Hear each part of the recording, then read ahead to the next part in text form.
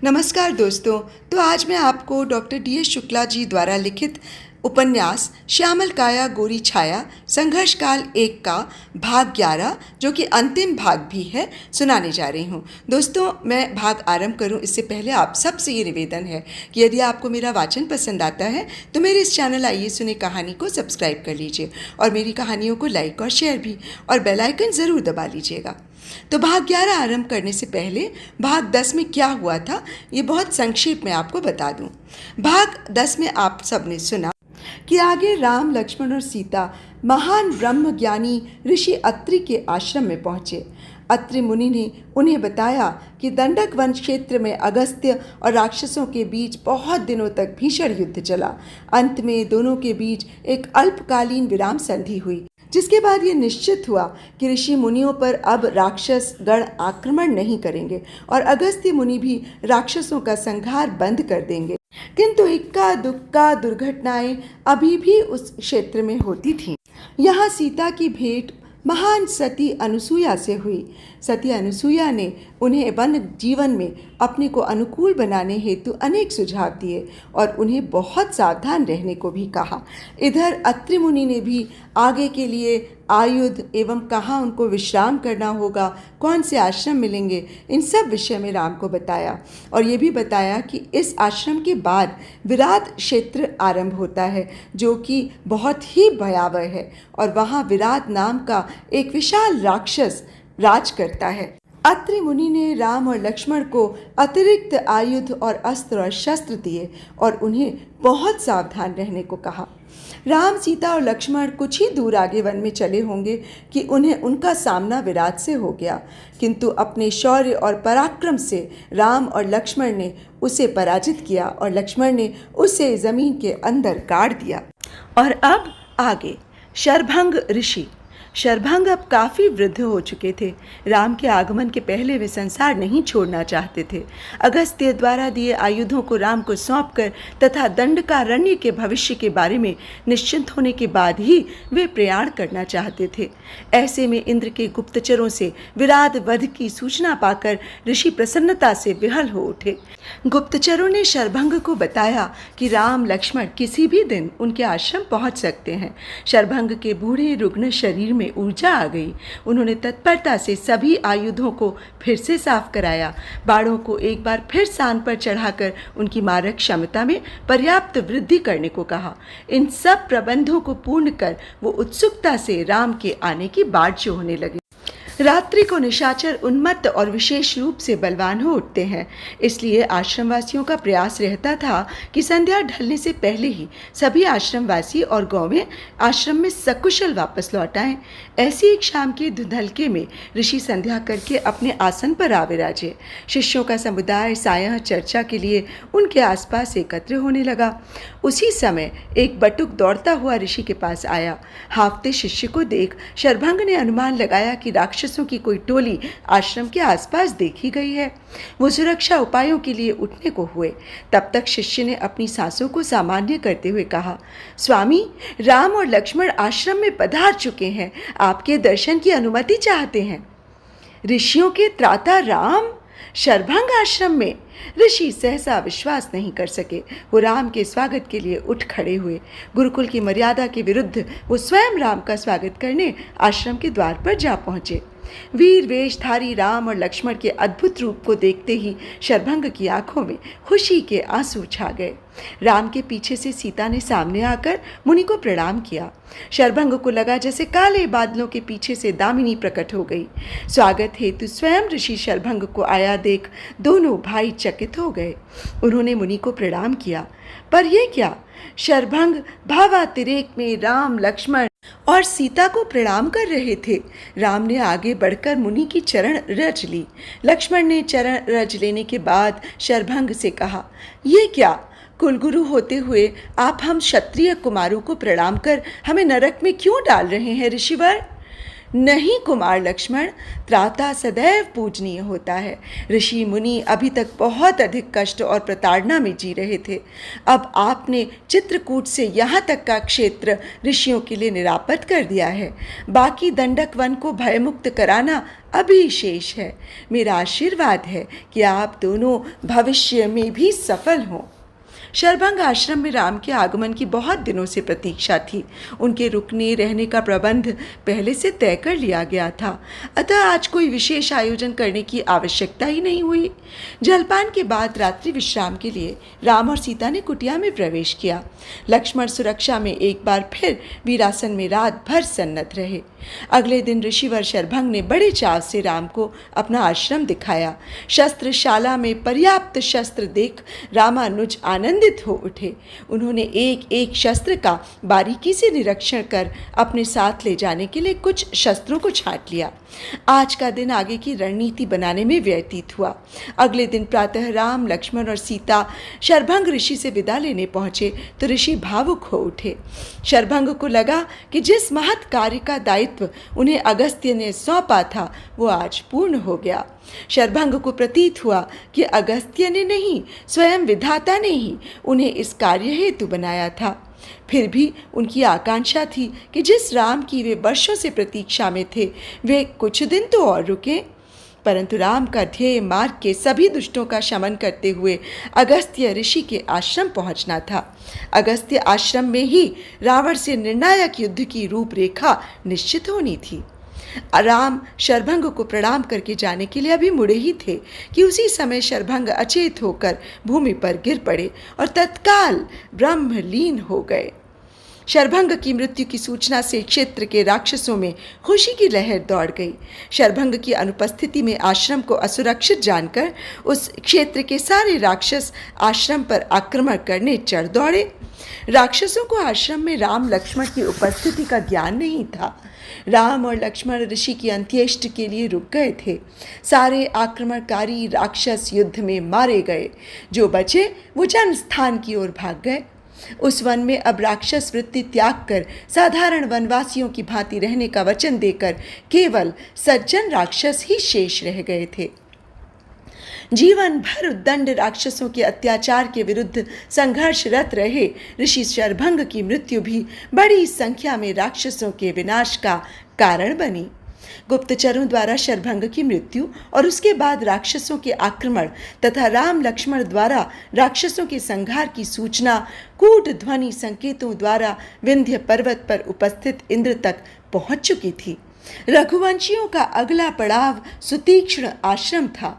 राम और लक्ष्मण के साथ कुछ बटुक मार्गदर्शक के रूप में सुतीक्ष्ण आश्रम तक साथ गए। इनमें से कुछ बटुक लक्ष्मण द्वारा चिन्हित किए अस्त्र और शस्त्रों से भरा छकड़ा भी साथ लेकर चल रहे थे। रास्ते में किसी राक्षस दल से इन लोगों का कोई सामना नहीं हुआ। राम के साथ जा रहे बटुकों का मानना था कि शरभंग की मृत्यु के बाद किए गए आत्मघाती आक्रमण में अधिकतर राक्षस मारे गए। बचे खुचे राक्षस अपनी जान बचाकर खर दूषण की शरण को भाग गए। पदातियों का ये छोटा सा दल निर्विघ्न रूप से सुतीक्ष्ण आश्रम तक पहुंच गया। कौस्तुभ की शंका। यहाँ तक कथा कहने के बाद विश्वामित्र ने गवाक्ष की ओर देखा। अपराह्न संध्या का समय हो गया था। गौरी ऋषि का आशय समझकर उठ खड़ी हुई। उसे भी भोजन आदि का प्रबंध करना था, किंतु कौस्तुभ ने उठने का कोई प्रयास नहीं किया। यह देख गौरी भी कौस्तुभ की ओर प्रश्नवाचक दृष्टि के साथ वहीं खड़ी हो गई। कौस्तुभ के मन में कुछ प्रश्न थे। यह देख विश्वामित्र ने पूछा, तुम्हारे मन में कोई संशय है कौस्तुभ? यदि है तो उसका निराकरण कर लो। मन में संशय के साथ किसी भी प्रकरण का वास्तविक मूल्यांकन नहीं हो सकता। कौस्तुभ ने हाथ जोड़कर निवेदन किया, गुरुवर, राम का प्रमुख उद्देश्य अत्याचारी रावण का विनाश था। फिर वो इधर उधर दंडक वन में क्यों अपना समय नष्ट कर रहे थे? दंडकारण्य में राम के क्रियाकलाप की सूचना क्या रावण को नहीं मिल रही होगी? जब तक राम रावण तक पहुंचे वो अपनी सेना को सन्नद्ध कर चुका होगा। विश्वामित्र बोले, एक तरह से तुम्हारा प्रश्न एकदम उपयुक्त है। मनुष्य को बगुले की तरह लक्ष्य केंद्रित होना चाहिए, परंतु इतना भी नहीं कि वो आसपास की घटनाओं का मूल्यांकन ही ना कर सके।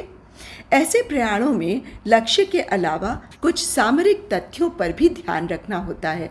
उसमें सबसे महत्वपूर्ण बिंदु है कि हमारे प्रयाण में ऐसा कोई दुर्बल छिद्र न छूटे जिससे शत्रु हमारे प्रयाण को कुंठित कर सके। रावण का साम्राज्य केवल लंका तक ही सीमित नहीं था, वो हिमालय से लेकर भरतखंड के बहुत बड़े भाग, दंडकारण्य और उससे भी आगे समुद्र पार तक फैला हुआ था। राम ने भरतखंड में अयोध्या और मिथिला के बीच फैलते हुए राक्षस साम्राज्य को ही नष्ट किया था। परंतु संपूर्ण दंडकारण्य में फैला राक्षसों का साम्राज्य अब भी अक्षुण्य था। राम नीति दंडकारण्य से राक्षस प्रभुत्व को मिटाने के बाद ही रावण पर संधान करने की थी। दंडकारण्य के सुरक्षित होने से राम को अपने पृष्ठभाग से किसी अनपेक्षित संकट की संभावना नहीं रहती थी। रावण से युद्ध के समय राम के सामने रावण और केवल रावण ही होगा। दंडक वन के दक्षिणी छोर पर गोदावरी के किनारे जन स्थान में रावण के समान ही बलशाली और उसके विमात्रज यानी कि सौतेले भाई खरदूषण का राज्य था। मेरे और अगस्त्य के विचार में राम रावण का अंतिम और निर्णायक युद्ध गोदावरी के पास जन स्थान में होने की पूरी संभावना थी। परंतु रावण वेदज्ञ होने के साथ ही कुशल नीतिज्ञ भी था। वो अब तक राम के पराक्रम से भली भांति परिचित हो चुका था। उसने खरदूषण और राम के सम्मुख युद्ध को राम के पराक्रम की कसौटी बनाकर राम की क्षमताओं का आकलन करना चाहा। यदि खरदूषण ने ही राम को पराभूत कर दिया तो रावण का जनस्थान जाने का परिश्रम व्यर्थ होगा। वहीं यदि राम खरदूषण को पराभूत कर सके, जैसा कि हुआ भी, उस स्थिति में रावण का लंका से दूर राम से सम्मुख युद्ध करना बुद्धिमानी नहीं होगी। खरदूषण के पराभव पर रावण ने निश्चित किया कि उसका समुद्र से घिरी लंका में दुर्ग के अंदर सुरक्षित रहकर ही राम से लोहा लेना सामरिक रूप से श्रेयस्कर होगा। रावण के विचार से राम को लंका तक पहुंचने के लिए पहले नर्मदा किनारे के क्षत्रिय सहस्त्रार्जुन और महान बलशाली वानर राज बाली के राज्य से गुजरना होगा। ये दोनों रावण से अधिक पराक्रमी थे, किंतु अब इनके रावण से मैत्रीपूर्ण संबंध थे। रावण का सोचना था कि राम को लंका से पहले इन महाबलियों से जूझना होगा। ऐसे में राम का लंका क्या, समुद्र तट तक पहुंचना ही राम को असंभव प्रतीत हो रहा था। परंतु वो भूल गया था कि सहस्त्रार्जुन को पराभूत करने वाले महर्षि परशुराम भी राम के सम्मुख श्रीहीन हो चुके थे। वहीं युद्ध का प्रश्न तो तब उठता यदि राम एक बड़ी सेना के साथ इनके राज्य में प्रवेश करते। इसके उलट अकेले मुनियों के बलकल वस्त्रों में राम और लक्ष्मण का महिष्मती से होकर निकलने का सहस्त्रार्जुन ने संज्ञान ही नहीं लिया। बाली को भी 2 धनुर्धरों के अपने राज्य में प्रवेश की सूचना तो मिली, किंतु उसने अपने अहंकार में तारा की चेतावनी के बाद भी इन्हें कोई महत्व नहीं दिया। इस प्रकार रावण के अनुमान को झुठलाते हुए राम किष्किंधा तक पहुंच गए। बाली का राम के एक ही बाण से मारा जाना सुनकर रावण चकित हो उठा और उसके मन में राम का आतंक गहरा गया। बैरी के मन में आतंक, राम की रावण पर ये बहुत बड़ी मनोवैज्ञानिक विजय थी।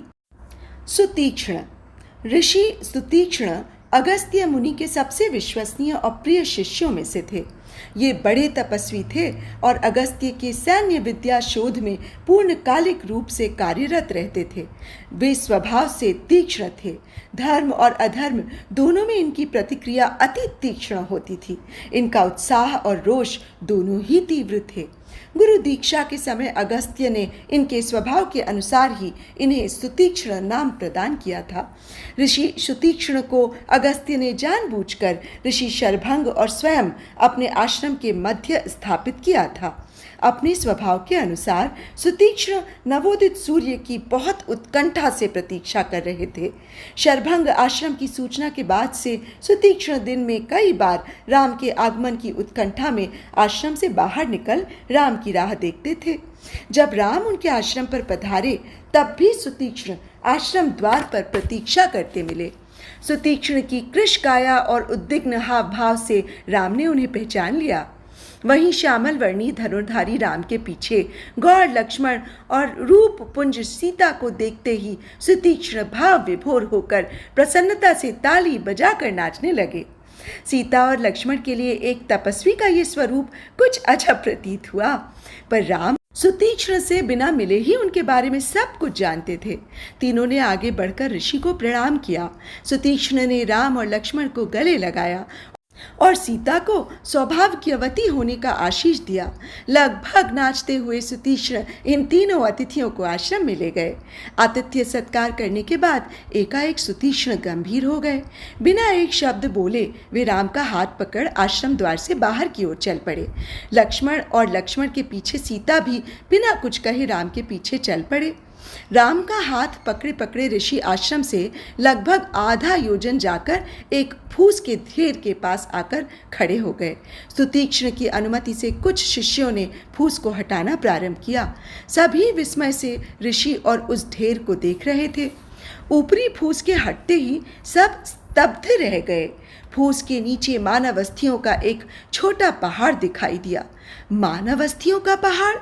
हाँ राम, ये अस्थियां हमारे ऋषियों की हैं, जो मेरी तरह वैदिक कृत्यों में संलग्न रहते थे। इन ऋषियों का दोष केवल इतना था कि ये रक्ष संस्कृति के पोषक न होकर वैदिक संस्कृति के पोषक थे। हमेशा की भांति पहली प्रतिक्रिया रामानुज की थी, किंतु ये अस्थि पर्वत क्यों? इन ऋषियों का संस्कार क्यों नहीं हुआ? मार्ग में मारे गए ऋषियों की अस्थियों को एकत्र कर इनका पहाड़ क्यों बनाया गया? ऋषियों की हत्या के बाद दुष्ट राक्षस हमें उनका संस्कार भी नहीं करने देते हैं। ये अस्थि पर्वत राक्षसों ने हम लोगों को आतंकित और भयभीत करने के लिए बनाया है। ये अस्थि डूह राक्षसों का विजय स्तंभ है। ये कहकर जब सुतीक्ष्ण पीछे मुड़े तो लोगों ने देखा ऋषि की आंखों से करुणा और दुख की निर्झरी बह रही थी। सीता प्रसन्न वदन सुतीक्ष्ण के चेहरे पर एकाएक करुणा और क्रोध को देखकर चकित हो उठी। फिर उन्हें याद आया कि क्रोधहीन करुणा मात्र नपुंसक आंसुओं की जननी होती है। वहीं करुणा के साथ यदि क्रोध भी अवतरित होता है तो मानव कष्ट देने वाले के विरुद्ध उपक्रम करने को प्रेरित करता है। अश्रुपूरित आंखों से सुतीक्ष्ण ने राम लक्ष्मण की ओर देखा तो वे उन दोनों क्षत्रियों को क्षण भर के लिए पहचान नहीं सके। उनको भाइयों की सौम्य मूर्ति के स्थान पर रुद्र रूप के दर्शन हुए। रामानुज कुछ बोले, इसके पहले ही राम की अमर्ष भरी वाणी गूंजी। ओह अत्याचारी राक्षसों, सुनो! मध्याह्न सूर्य को साक्षी मान दाशरथी राम धरती से निशाचरों का समूल नाश करने का संकल्प लेता है। ये कहकर राम ने अपनी प्रत्यंचा को टंकार दी। प्रत्यंचा टंकार की गूंज थमने से पहले ही रामानुज ने अपने धनुष टंकार से राम की प्रतिज्ञा का समर्थन किया। वीर क्षत्रियों की धनुष टंकार सारे वातावरण में बहुत देर तक गूंजती रही। सुतीक्ष्ण सहित सारी ऋषि मंडली हर्षित हो उठी, पर सीता के मुख पर चिंता की रेखाएं गहरी हो गईं। अगले दिन सुबह राम शस्त्र धारण कर कुटिया के बाहर आए। रामानुज पहले से ही वीर वेश में सन्नद्ध मिले। लक्ष्मण किस प्रकार मेरी भावनाओं को बिना कहे समझ जाता है। राम के मन में भाई के लिए प्यार और प्रशंसा का भाव जागृत हुआ। दोनों भाइयों को सुतीक्ष्ण ऋषि के साथ वन भ्रमण हेतु जाना था। दंडकारण्य में प्रवेश करने के बाद राम रात्रिवास किसी न किसी तपस्वी के आश्रम में करते और दिन में वन में स्थित वनवासियों के टोले और ग्रामों में जाकर उनसे संपर्क करने निकलते थे। तेजस्वी वीर वेशधारी क्षत्रियों को अपने बीच पाकर वासी उत्साहित हो उठते थे। उनमें अत्याचारियों से संघर्ष करने का साहस जाग जाता था। यदा कदा मार्ग में कोई राक्षस समूह के उन पर आक्रमण करने पर दोनों भाई उन्हें आसानी से निर्मूल कर देते। इस प्रकार जहाँ जहाँ राम लक्ष्मण जाते वहाँ शांति का वातावरण छा जाता। शांति और संपन्नता का बहुत निकट संबंध होता है। नीतिज्ञ सीता। आज पहली बार सीता ने राम को चलते समय रोका। आर्य, प्रयाण पर जाने से पहले मेरी एक प्रार्थना अवश्य सुने। राम रुक गए। उन्होंने सीता की ओर प्रश्नवाचक मुद्रा में देखा। सीता राम की ओर देखते हुए गंभीरता से बोली, आर्य, हम वन में अपने वनवास की अवधि पूरी करने आए हैं, किसी सैन्य अभियान में नहीं। अब तक आप दोनों वीरों ने अपने ऊपर आक्रमणकारी राक्षसों और दस्युओं का संहार किया, जो छात्र धर्म के अनुरूप और न्यायोचित था। फिर कुछ संकोच से बोली, किंतु कल आपकी राक्षसों की समूल नाश की प्रतिज्ञा सुनकर मैं आतंकित हो उठी हूँ। सोचिए, संसार के सभी राक्षस आतताई तो नहीं होंगे। ऐसे में उन राक्षसों का अकारण विनाश क्या उचित होगा? राम अभी तक गंभीरता से सीता की बात सुन रहे थे। सीता का अंतिम वाक्य सुनकर उनके मुख पर स्मित हास्य की रेखा परिलक्षित हुई। फिर भी वो सीता का वक्तव्य सुन रहे थे। देव, अकारण वैर और विनाश एक सहज विकार है, जिससे शस्त्रधारी वीर आसानी से ग्रसित हो जाते हैं। फिर कुछ रुककर वे बोली, वैसे मेरा पूर्ण विश्वास है कि आप में कभी कोई विकार उत्पन्न नहीं हो सकता। फिर भी सहधर्मिणी होने के नाते मेरा ये कर्तव्य बनता है कि मैं आपको इस तथ्य का स्मरण करा सकूं। रामानुज बड़े ध्यान से ये वार्तालाप सुन रहे थे। उन्हें इसमें कुछ भी अनुचित नहीं लगा। रामानुज को क्रोध तभी आता था जब कुछ भी राम के विरुद्ध होता था। राम के वैरी का नाश उनकी सर्वोच्च प्राथमिकता थी। राम आगे बढ़कर सीता के कंधे पर आश्वस्ति का हाथ रखते हुए बोले, मुझ पर अधर्म से विरत रहने का तुम्हारा विश्वास मुझे आश्वस्त करता है, किंतु वैदेही, प्रतिज्ञा कभी एक एक शब्द चुनकर नहीं की जाती। प्रतिज्ञा में मूल भावना ही महत्वपूर्ण होती है। इस प्रतिज्ञा के लक्ष्य में केवल आतताई ही होंगे, चाहे वे राक्षस हों अथवा कोई अन्य। सज्जन राक्षस और शरणागत आतताई मेरी क्षमा के सहज अधिकारी होंगे। तुम्हारे राम में अकारण वैर और विनाश विकार का प्रश्न ही नहीं उठता। राम के स्वर में सीता के प्रति प्रशंसा का पुट था। सीता आश्वस्त हो दो पग पीछे हटकर राम को जाने का मार्ग प्रशस्त करती हैं। छाया ने स्वाभाविक रूप से काया का अनुकरण किया। सीता स्नेह से वीर युगल को जाते हुए देखती रही। राम लक्ष्मण दोनों सुतीक्ष्ण और उनके शिष्यों के साथ गोधूली वेला तक वन में भ्रमण करते रहे। इस बीच उनकी मुठभेड़ किसी आतताई टुकड़ी से नहीं हुई। जनस्थान में राक्षसों के निवास स्थान अधिकतर खाली हो चुके थे। पूछने पर ज्ञात हुआ कि सभी क्रूर कर्मा आतताई राक्षस राम और लक्ष्मण के भय से भागकर खर दूषण की शरण में जनस्थान जा चुके हैं। राक्षसों की बस्ती में अब केवल सीधे सादे राक्षस ही शेष बचे थे। सज्जनों के लिए रघुवंशी सदैव दयालु रहे हैं। वहीं मानवों की बस्ती में भी सुरक्षा का भाव व्याप्त हो चुका था, क्योंकि अब वो भयमुक्त थे। जब स्थानीय लोग राम लक्ष्मण को अपनी रक्षा के लिए कृतज्ञता अर्पित करते, तब प्रत्युत्तर में लक्ष्मण उन्हें बताते, सारा भरत खंड अब सम्राट भरत के अधीन है। पिता दशरथ की आज्ञा और राजा भरत की नीति के अनुपालन में हम दोनों भाई आतंक और अत्याचार को समाप्त करने हेतु वन में भ्रमण कर रहे हैं। राजा भरत प्रजा को भय मुक्त जीवन यापन का अधिकार देने को कृत संकल्प है। राम की इस घोषणा को पहले शरभंग ने मात्र राम के चरित्र की विशालता माना, किंतु मनन करने पर सुतीक्ष्ण को भान हुआ कि राम का ये कथन वहाँ के तत्कालीन शासक खरदूषण और अप्रत्यक्ष रूप से रावण को चुनौती है। इस ललकार का उत्तर देने के लिए रावण अपने बिल से बाहर अवश्य आएगा। रावण के जन्म स्थान तक आने की संभावना का विचार आते ही शरभंग व्यग्र हो थे। वो पहले से ही चिंतित थे कि राम लक्ष्मण अकेले किस प्रकार रावण की विश्व विजयी सेना का सामना करेंगे।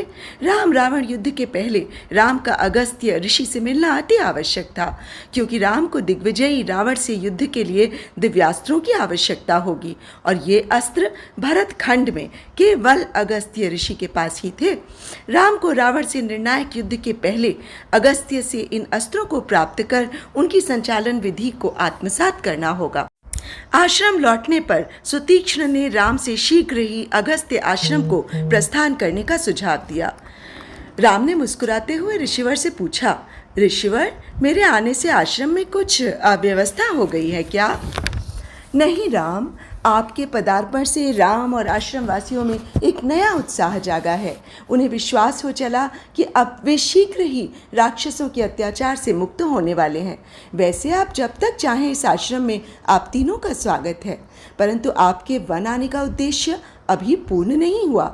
उस उद्देश्य की सिद्धि में महर्षि अगस्त्य और उनकी अग्निशालाएं आपको अभूतपूर्व सहायता देने की वर्षों से तैयारी कर रही हैं।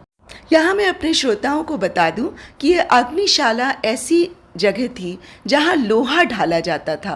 लोहे को वेदों में अयस या श्याम अयस कहा गया है। वेदों में चारकोल से स्टील बनाने की विधि बताई गई है। पंडित मदन मोहन मालवीय जी के कहने पर प्रख्यात इंजीनियर विश्वरैया ने वेदोक्त रीति से स्टील बनाने का एक छोटा प्रायोगिक स्टील प्लांट कर्नाटक में स्थापित किया। इस प्लांट में वेदोक्त विधि चारकोल द्वारा स्टील बनाकर दिखाया गया। चारकोल द्वारा इस्पात बनाने हेतु भट्टी में मात्र 400 डिग्री सेंटीग्रेड ताप की आवश्यकता होती है। पुरातन काल में अगस्त्य अपनी अग्निशालाओं के लिए विख्यात थे। अगस्त्य के मार्गदर्शन में अन्य ऋषियों ने भी छोटे छोटे स्टील प्लांट का निर्माण किया था। इन अग्निशालाओं में बने लोहे का प्रयोग अस्त्र और शस्त्रों के निर्माण में होता था। आगे सुतीक्ष्ण ने कहा कि रावण के विरुद्ध रणनीति बनाने में ऋषि अगस्त्य आपका मार्गदर्शन करेंगे। अगले दिन ही राम, सीता और लक्ष्मण के साथ अगस्त्य आश्रम की ओर चल पड़े। जैसे जैसे वे उस भयानक जंगल में आगे बढ़े, उन्हें लगा जैसे जंगल की भयावहता धीरे धीरे कम होने लगी है। कुछ समय चलने के पश्चात मार्ग में मौन भंग करने के लिए सीता ने कहा, आर्य, वन तो वही है, किंतु जैसे जैसे अगस्त्य ऋषि का आश्रम निकट आ रहा है, वन की भयावहता अपने आप कम होती जा रही है। राम किसी और विचार में मग्न थे। उन्होंने कोई उत्तर नहीं दिया।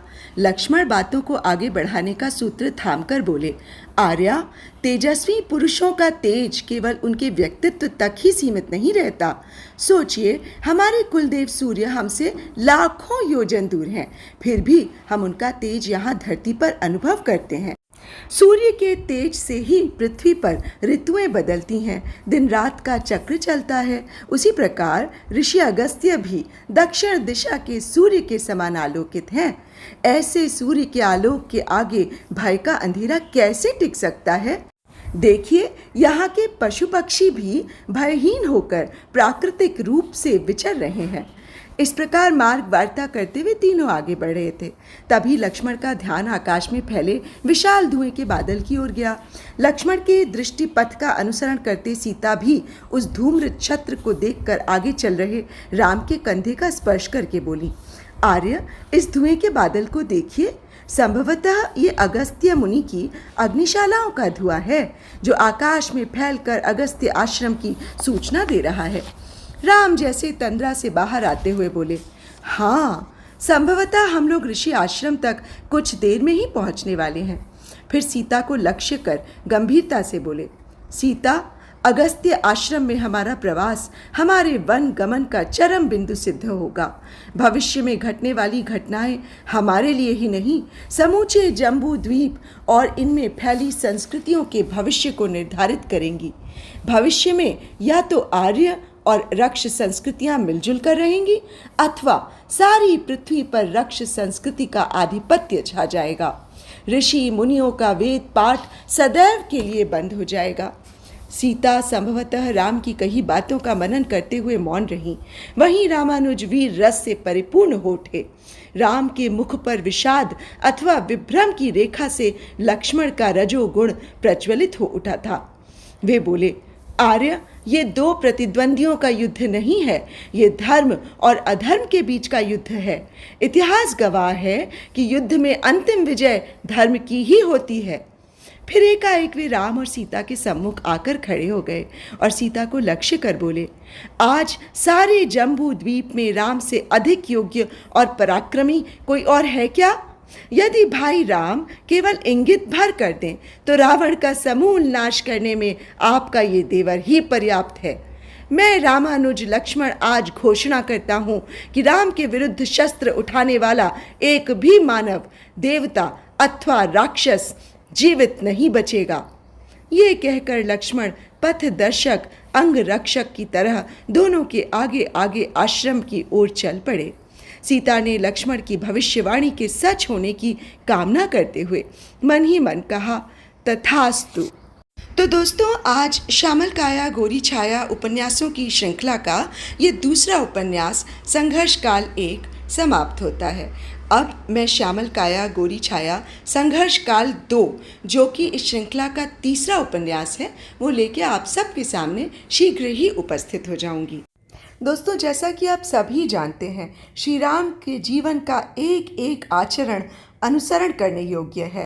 और अद्भुत बात यह है कि श्री राम के आचरण व उनके कर्मों द्वारा जो हमें शिक्षाएं मिलती हैं, वो आज के युग में भी बहुत प्रासंगिक हैं और युगों युगों तक प्रासंगिक रहेंगी। तो दोस्तों, अब मुझे आज्ञा दीजिए। नमस्कार।